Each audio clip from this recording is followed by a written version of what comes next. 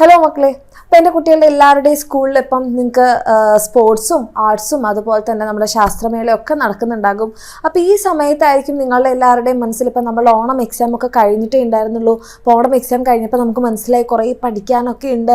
അപ്പോൾ ഇനി ഒരു ശാസ്ത്രമേളയിലൊക്കെ പങ്കെടുക്കണോ, അല്ലെങ്കിൽ സ്പോർട്സിലും ആർട്സിലും ഒക്കെ പങ്കെടുക്കണോ, അതോ പഠിച്ചാൽ മതിയോ, എന്താണ് ചെയ്യേണ്ടത് എന്നുള്ളൊരു കൺഫ്യൂഷൻ നിങ്ങളുടെ മനസ്സിലുണ്ടെങ്കിൽ അതിന് വേണ്ടിയിട്ടുള്ളൊരു വീഡിയോ ആണിത്. ഓക്കെ, അതായത് നമുക്ക് ശരിയാണ്, നമ്മൾ പഠിക്കണം, നമുക്ക് മാർക്സ് വാങ്ങിക്കണം. അങ്ങനെയാണെങ്കിൽ നമുക്കിപ്പം നിങ്ങളൊരു 10ാം ക്ലാസ്സിലൊക്കെയുള്ള മക്കളാണെങ്കിൽ നിങ്ങൾക്ക് +1ലേക്കൊക്കെ പോകുമ്പോൾ നല്ല സ്കൂളിലൊക്കെ കിട്ടാനും, ഇനി അതല്ല നിങ്ങൾ കുഞ്ഞു ക്ലാസ്സിലുള്ള മക്കളാണെന്നുണ്ടെങ്കിൽ നമുക്ക് ബേസിക്സ് ഒക്കെ സെറ്റാക്കാനും, നമുക്ക് നെക്സ്റ്റ് ക്ലാസ്സിലേക്കൊക്കെ പോകുന്ന സമയത്ത് നമുക്ക് കുറച്ചുകൂടി സ്ട്രോങ് ആയിട്ട് പഠിക്കാനൊക്കെ നമ്മളെ ഈ ഒരു മാർക്സും അതേപോലെ തന്നെ നമ്മൾ ഈ സമയത്ത് പഠിക്കുന്ന കാര്യങ്ങളും ഹെൽപ്പ് ചെയ്യും അല്ലേ.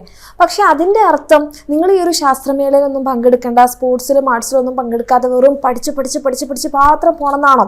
ഒരിക്കലുമല്ല. നമ്മൾ ഒരിക്കലും അങ്ങനെയല്ല പറയണത്. കാരണം നിങ്ങളുടെ സ്കൂളിൽ പോയി നിങ്ങൾ പഠിക്കുന്നതിൻ്റെ ഒരു പ്രത്യേകത തന്നെ നിങ്ങൾക്ക് എല്ലാ കാര്യങ്ങളിലും, ഇപ്പം എല്ലാവരും എപ്പോഴും ഈ പഠനത്തിലൂടെ മാത്രമായിരിക്കില്ല അവരുടെ ലൈഫ് സക്സസ്ഫുൾ ആവുക. ഈ പറയുന്ന രീതിയിലുള്ള നിങ്ങളുടെ ആർട്സിലൂടെയും സ്പോർട്സിലൂടെയും അതുപോലെ തന്നെ ശാസ്ത്രമേളയിലൊക്കെ നിങ്ങൾ ചെയ്യുന്ന കാര്യങ്ങളൊക്കെ ഉണ്ടാകും അതിൽ. ഓക്കെ, അപ്പം നിങ്ങൾ ഒരു സ്റ്റുഡൻറ്റ് ലൈഫിൽ നിങ്ങളിപ്പോൾ ഇരിക്കുന്ന സമയത്ത് നിങ്ങൾ ശരിക്കും പറഞ്ഞിട്ടുണ്ടെങ്കിൽ എല്ലാം എൻജോയ് ചെയ്യണം. നമ്മൾ പഠിക്കണം, അതിൻ്റെ കൂടെ തന്നെ നിങ്ങൾ ആർട്സിലൊക്കെ നിങ്ങൾ പല കാര്യങ്ങളും, ഇപ്പോൾ ഡാൻസൊക്കെ ചെയ്യുന്ന മക്കളാണ്, നിങ്ങൾ പാട്ടൊക്കെ പാടുന്ന മക്കളാണെന്നുണ്ടെങ്കിൽ നിങ്ങളുടെ അത്തരത്തിലുള്ള കലാപരമായിട്ടുള്ള കഴിവുകൾ നിങ്ങൾ ഇതിൻ്റെ കൂടെ തന്നെ വളർത്തിയെടുക്കാനും അതേപോലെ തന്നെ നിങ്ങൾക്ക് അതിലൂടെ കുറച്ച് സന്തോഷം കിട്ടുന്ന ഒരു സമയമാണ് ഈ ഒരു ആർട്സൊക്കെ. അതുപോലെ സ്പോർട്സിലൊക്കെ നല്ല അടിപൊളിയായിട്ട് കളിക്കുന്ന മക്കളൊക്കെ ഉണ്ട്.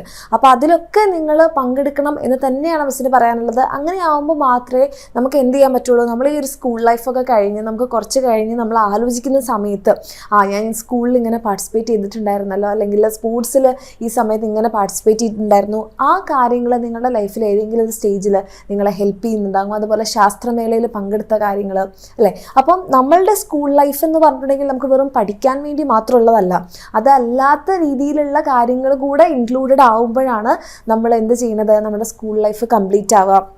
അതുമാത്രമല്ല, ആ സമയത്ത് നമ്മൾ ഉണ്ടാക്കിയെടുക്കുന്ന എക്സ്പീരിയൻസ്, നമ്മൾ അതിലൂടെ മനസ്സിലാക്കുന്ന കാര്യങ്ങളൊക്കെ നമുക്ക് എന്ത് വേണം, നമ്മുടെ മുന്നോട്ടുള്ള നമ്മുടെ ലൈഫിൽ നമ്മളെ ഹെൽപ്പ് ചെയ്യും. ഓക്കെ, അപ്പോൾ ആ സമയത്ത് ഈ ഒരു സ്പോർട്സിലും ആർട്സിലും ഒക്കെ പങ്കെടുക്കുമ്പോൾ, ശാസ്ത്രമേളയിലേക്കൊക്കെ പോകുന്ന സമയത്ത് നമുക്ക് ഒത്തിരി ക്ലാസ്സുകൾ നഷ്ടപ്പെടാൻ ചാൻസ് ഉണ്ട് അല്ലേ. മിക്കവാറും ഒരാഴ്ചയോളം ഈ പറഞ്ഞ രീതിയിൽ അങ്ങോട്ടും ഇങ്ങോട്ടൊക്കെ ആയിട്ട് പോകാൻ ചാൻസ് ഉണ്ട്.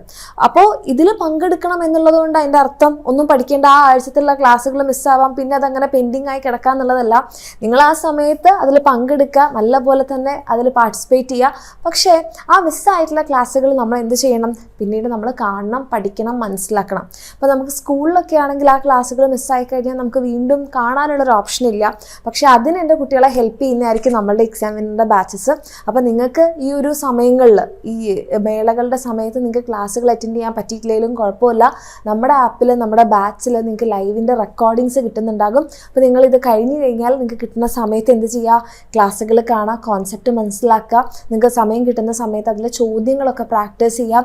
അങ്ങനെ ആകുമ്പോൾ എന്താണ്, നിങ്ങളുടെ ഈ എന്താ പറയുക, പഠനപരമല്ലാത്ത കലാകായിക മേളകളിൽ നിങ്ങൾക്ക് പാർട്ടിസിപ്പേറ്റ് ചെയ്യാനും നിങ്ങളുടെ അഭിരുചികൾ നിങ്ങൾക്ക് വളർത്തിയെടുക്കാനും പറ്റും. അതിൻ്റെ കൂടെ തന്നെ എൻ്റെ കുട്ടികൾക്ക് നിങ്ങളുടെ ക്ലാസ്സുകളും നിങ്ങളുടെ പഠനവും ഒന്നും മിസ്സാവില്ല. ഇത് രണ്ടും കൂടെ ബാലൻസിൽ കൊണ്ടുപോവുകയാണെന്നുണ്ടെങ്കിൽ നമുക്ക് ഈ കാര്യങ്ങളൊക്കെ എൻജോയ് ചെയ്യാനും നമുക്ക് പഠിച്ച് മാർക്ക് വാങ്ങിക്കാനും പറ്റും.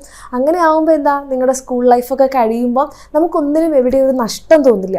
അപ്പോൾ ആ രീതിയിലൊക്കെ എൻ്റെ കുട്ടിയൊക്കെ പഠിക്കണമെന്നുണ്ടെങ്കിൽ താഴെ കാണുന്ന നമ്പറിൽ നിങ്ങൾക്ക് മെസ്സേജ് ചെയ്യാം. നമ്മുടെ ബാച്ചിലെ ക്ലാസ്സുകൾ നിങ്ങൾക്ക് അവൈലബിൾ ആവുന്ന സമയത്ത് നിങ്ങൾ കണ്ട് മനസ്സിലാക്കി പഠിക്കുക. ഇനി വരുന്ന നിങ്ങളുടെ എക്സാമിന് വേണ്ടിയിട്ട് അടിപൊളിയായിട്ട് പ്രിപ്പയർ ചെയ്യുക. All the best.